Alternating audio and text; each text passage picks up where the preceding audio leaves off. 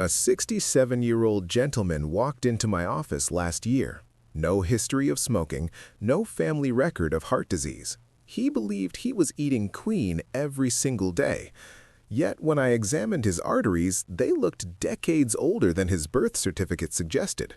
Inflamed, rigid, worn down in ways I usually see in people who spent years making very different choices. We sat together for a long conversation. It wasn't his genes. It wasn't his stress. It wasn't his weight. The culprit was hiding in something so ordinary it almost felt absurd: how he reheated his dinner. I'm Dr. Walter, a cardiothoracic surgeon with more than 3 decades inside operating rooms. What I'm about to share rarely comes up in routine checkups, but after 60, it matters more than most people realize. There are 5 everyday foods that transform into genuine hazards when reheated. Not just hard to digest, I mean dangerous. They ignite chemical reactions that quietly erode your arteries and raise your risk of serious illness. Stay with me, because once you understand this, you'll never look at leftovers the same way again. Why age changes the equation. In your 30s or 40s, your body had remarkable resilience. Free radicals, minor toxins, low-grade inflammation, your cells neutralized them almost effortlessly. You didn't notice. You didn't have to. But after 60, the margin for error shrinks. Your liver clears toxins more slowly, your immune system loses precision, arteries thin and stiffen, DNA repair mechanisms falter. Does that mean you're fragile? Not at all. It means the buffer zone is smaller. What was harmless at 40 can become harmful at 65. And the silent driver behind much of this is chronic inflammation, the slow, smoldering kind that never fully turns off. Food number 1. Fried foods. Fried foods are the comfort classics: crispy fries, golden fried chicken, onion rings, tempura. They taste indulgent, they feel satisfying, and most people already know they're not the healthiest choice. But here's the hidden danger almost nobody talks about. The real risk doesn't come from eating them once, it comes from reheating them. When fried foods are cooked in vegetable oils, corn, soybean, sunflower, the oil undergoes chemical changes. That first round of cooking already produces some oxidation, but the bigger problem begins when you heat those oils again the next day. Reheating accelerates the breakdown, releasing aldehydes. These aren't harmless byproducts, they're the same toxic compounds found in cigarette smoke. Inside your body, aldehydes behave like saboteurs.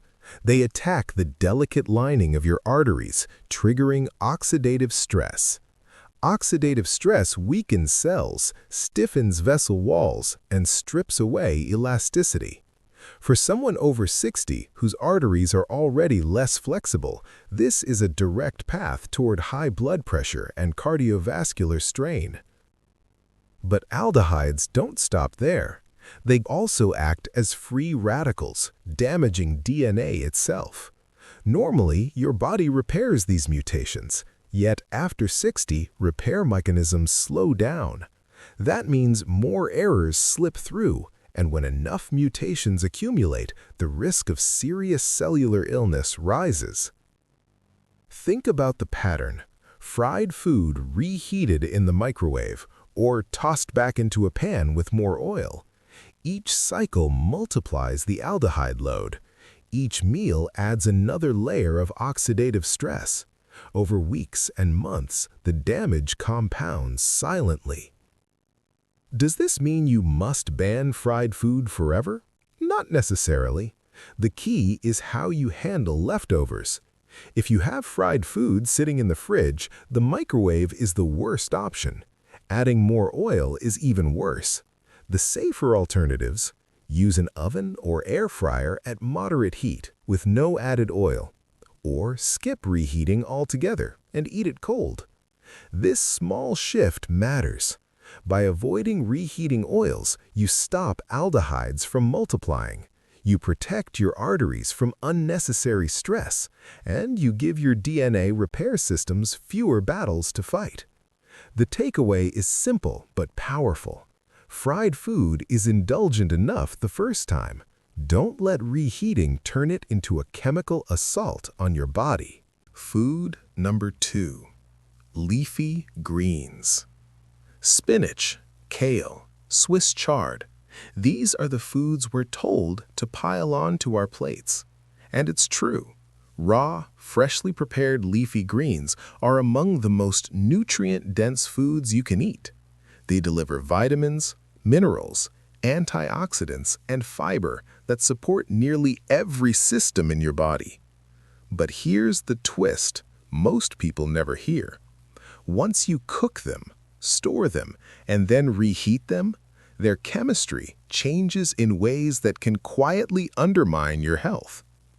Let's break it down step by step. Stage 1. Nitrates in their natural form. Raw greens contain nitrates, which are generally harmless. Your body processes them without difficulty, and in fact, they can even help with blood vessel relaxation when consumed fresh. Stage 2. Conversion to nitrites. Once the greens are cooked and left to sit, bacteria begin converting those nitrates into nitrites. This process happens at room temperature and accelerates if the food is not cooled quickly. Stage 3. Formation of nitrosamines. The real danger emerges when you reheat those cooked greens. Heat causes nitrites to react with proteins, producing nitrosamines. These compounds are classified as probable human carcinogens by the World Health Organization. They've been linked to cancers of the stomach, esophagus, and colon. But cancer isn't the only concern. Nitrosamines also inflame the endothelium, the thin lining inside your blood vessels. When the endothelium is irritated, arteries lose their ability to regulate blood flow. Blood pressure becomes harder to control, clot risk rises, and overall vascular health declines. For someone over 60, this double threat, cancer risk plus cardiovascular inflammation, is especially serious. And the frustrating part is that it often happens to people who are trying to do the right thing. You cook spinach because it's healthy. You reheat leftovers because it's convenient. Yet the very habit meant to support your health can quietly erode it. Practical fixes. 1. Cook only the amount of leafy greens you'll eat immediately. 2. If you have leftovers, eat them cold, in salads, grain bowls, or as a chilled side dish. 3. Refrigerate cooked greens promptly, ideally within 30 minutes. 4. Never reheat them and avoid leaving them at room temperature for more than an hour. By making these small adjustments, you preserve the benefits of leafy greens while avoiding the chemical transformations that turn them into risks. Food number 3. Rice.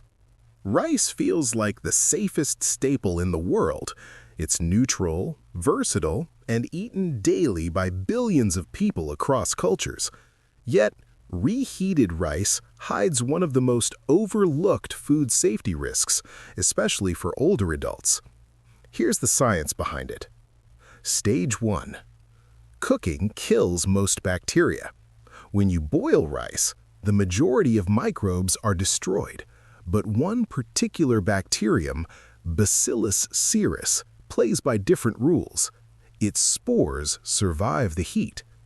Stage 2. Cooling awakens spores. As rice cools, those spores wake up and begin multiplying rapidly. If rice sits at room temperature for hours, the bacterial population explodes. Stage 3. Reheating doesn't solve the problem.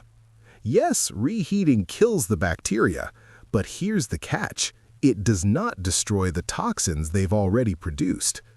These toxins are heat-resistant. You can steam rice until it's piping hot and the toxins remain intact. In the short term, those toxins cause nausea, vomiting, and stomach discomfort. Most people recover, but the long-term story is more troubling. Repeated low-level exposure, 2, 3, 4 times a week, creates chronic intestinal inflammation. And gut inflammation is not confined to the gut. It spreads through the bloodstream, sending inflammatory signals that affect cholesterol metabolism, blood pressure regulation, and even arterial health. I've seen patients with unexplained cardiovascular inflammation, normal weight, non-smokers, seemingly balanced diets, and the common thread was reheated rice, eaten daily. For people over 60, the risk is magnified. The gut lining becomes thinner and more permeable with age, allowing toxins and inflammatory signals to pass into circulation more easily. That means the same exposure does more damage than it would in younger years. Practical fixes. Cool rice quickly. Get it into the refrigerator within 1 hour of cooking. Store briefly. Use within 24 hours. Reheat only once. Never reheat rice a second time. Cook smaller portions. This simple habit reduces the need for leftovers altogether. By following these steps, you keep rice safe, preserve its role as a nourishing staple, and protect your gut, and, by extension, your heart. Food number 4. Chicken.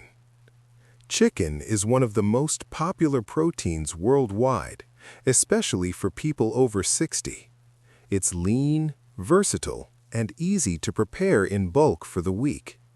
But here's the hidden danger: reheating chicken in the microwave. Microwaves don't heat food evenly. They excite water molecules in irregular patterns, creating cold zones inside the meat. The outside looks steaming hot, but deep inside, pockets remain at unsafe temperatures. Those cold zones are breeding grounds for bacteria like Salmonella, Campylobacter, and Listeria. Why this matters more after 60? Your immune system isn't as robust as it once was. A younger body might fight off mild food poisoning with relative ease, but for older adults, even small bacterial exposures can trigger systemic inflammation. The hidden pattern. It's not just about one bad day of stomach cramps. Repeated low-level bacterial exposure forces your immune system to mobilize again and again. Each time, it releases inflammatory cytokines into the bloodstream. Over time, those cytokines circulate continuously, damaging arterial walls, encouraging plaque buildup, and making blood more prone to clotting. This is how a seemingly harmless habit, microwaving leftover chicken, can contribute to long-term cardiovascular damage. Practical fixes. Best option: reheat chicken in the oven, covered with foil at moderate temperature. This ensures even heating and eliminates cold zones. Second option: eat it cold. Safe, simple, and surprisingly tasty in salads or wraps. If you must microwave, cut the chicken into small pieces first. This reduces cold zones. Then let it rest for 2 full minutes after heating, allowing heat to distribute more evenly. These small adjustments dramatically reduce bacterial risk and the inflammatory burden on your body. Food number 5. Potatoes. Potatoes are one of the most beloved comfort foods. Mashed, roasted, baked, fried, they show up on dinner tables everywhere. But when it comes to reheating, potatoes carry a double threat that most people don't realize. Threat number 1: acrylamide. When starchy foods like potatoes are cooked at high temperatures, a chemical reaction occurs between sugars and the amino acid asparagine. The result is acrylamide, a compound classified as a probable human carcinogen. The first cooking cycle already produces acrylamide, but when you reheat potatoes, more acrylamide forms on top of what's already there. For someone over 60, this matters even more. The body's detoxification systems slow down with age, meaning acrylamide lingers longer and does more damage. Over time, repeated exposure increases the risk of cancers, particularly in the kidneys and digestive tract. Threat number 2, resistant starch loss. Freshly cooked, then cooled potatoes contain resistant starch. Resistant starch behaves like dietary fiber. It feeds healthy gut bacteria, stabilizes blood sugar, and slows glucose release into the bloodstream. That's a good thing. But reheating reverses this benefit. Resistant starch converts back into regular starch, which digests quickly. The result? Blood sugar spikes. Your pancreas scrambles to release insulin, and repeated surges put stress on your vessel walls. For older adults with any degree of insulin resistance, this sharp fluctuation accelerates arterial stiffening and oxidative stress, both direct contributors to cardiovascular disease. So with potatoes, reheating doesn't just add a carcinogen risk, it also strips away one of their best health benefits, replacing it with a blood sugar roller coaster. Practical fixes. Eat potatoes cold. Cold potato salad with olive oil, lemon, and herbs preserves resistant starch and keeps blood sugar stable. If you want them warm, cook fresh. Use low heat, short cooking times, and avoid added oil. Avoid repeated reheating. Each cycle compounds acrylamide exposure and worsens starch conversion.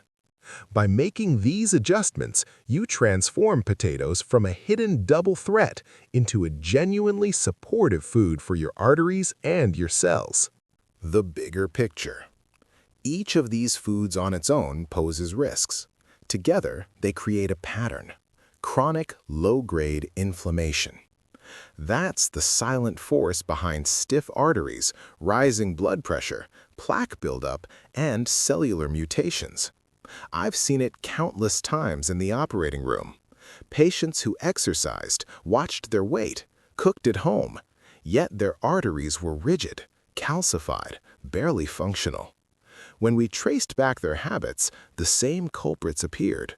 Reheated oils, microwaved greens, rice left out overnight, chicken reheated in the microwave, potatoes reheated again and again. None of these behaviors feel dangerous. That's the problem. They feel normal. But inside the body, especially after 60, they accumulate damage. Practical swaps. Fried food. Oven or air fryer, no added oil, or eat cold. Leafy greens. Cook only what you'll eat. Leftovers go cold into salads. Rice. Cool quickly. Refrigerate within 1 hour. Use within 24 hours. Reheat once only. Chicken. Avoid microwaves. Use oven or eat cold. Potatoes. Embrace cold potato dishes. If warm, cook fresh. Each swap reduces your inflammatory burden a little. Together, they reduce it significantly. Over weeks and months, you'll notice the difference. Steadier blood pressure, better digestion, more energy. Closing perspective. After decades of heart surgery, you stop thinking in abstract percentages. You see real people, grandparents, parents, spouses, whose arteries are so inflamed they resemble garden hoses left brittle in the sun. And the question that echoes in your mind is, how much of this was preventable? The answer is a significant portion. Genetics and age matter, yes, but chronic inflammation is largely preventable, and your kitchen habits are one of the most powerful levers you control. You don't need prescriptions to make these changes. You need awareness. Timing and temperature matter more than most people realize. Your body after 60 still has remarkable capacity to heal. Stop fueling the quiet fire of inflammation. Protect your arteries. Give your cells a fighting chance. The kitchen is one of the most powerful places in your life. Now you know how to use it.